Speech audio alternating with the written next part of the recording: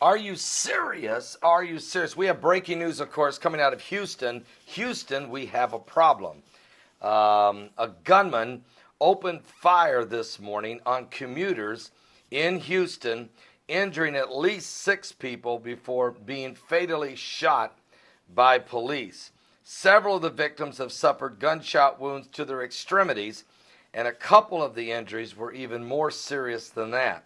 Fire department spokesman Richard Mann is reporting and telling reporters. Now, broken glass from shattered car windows littered a parking lot in an upscale shopping center near where the suspect fired 20 to 30 shots in the wealthy neighborhood of West University Place in Houston.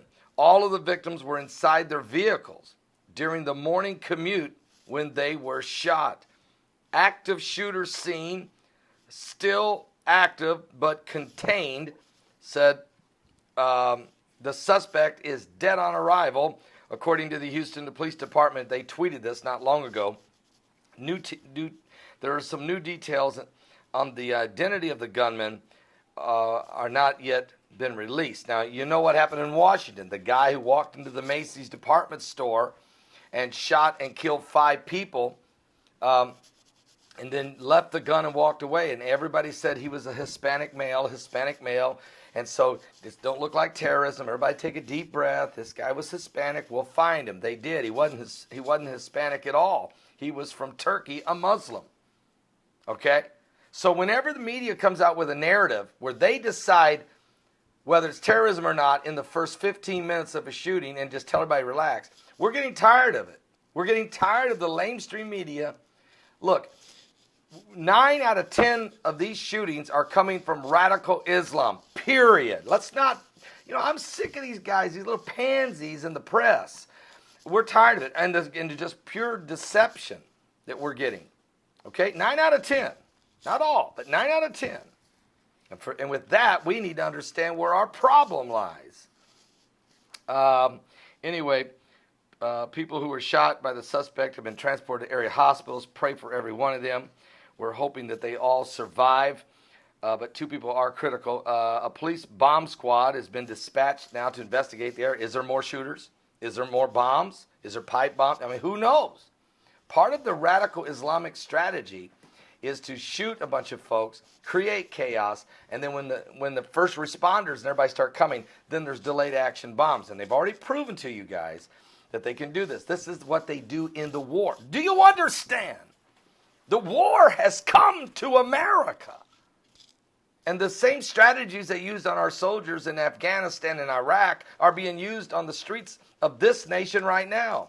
The guy with the stabbing, the shootings going on up in Seattle. They don't want to tell you this because San Bernardino, the president took him 2 weeks to decide whether or not San Bernardino was a terrorist attack or a workplace violence.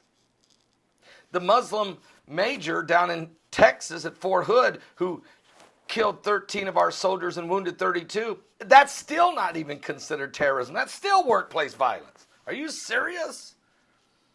Then you have the situation with Omar Mateen down in Orlando, killing 49 people and wounding 53. That's radical Islam, all right? But now, we don't want to call the Minnesota stabber who stabbed 9 people, we don't want to call that radical Islam, but it is. The guy up in Seattle this past weekend, up there in Burlington, Washington, at the Cascade Mall, that's terrorism. The guy, that's just, I'm sorry. Now, I don't know what this is or not. I don't know if this is or not. But it's got a 90% chance. So we need to brace. Every time there's a mass shooting, we need to assume at 90% chance it is radical Islam from sleeper cells and lone wolf strategies, which ISIS told us that is a strategy. From that perspective, we should manage the situation, the crisis, accordingly. And then after the details are finally come through, we'll find out if it is or not. And 9 out of 10 times it is. Sometimes it's not. Sometimes it's not.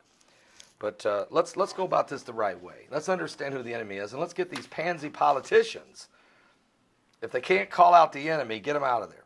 Okay, get them out of there. All right? Oh, I'm just a preacher from the cornfields of Indiana. At least I'm not a pansy. Are you saved? Give your life to Jesus Christ. It's getting serious.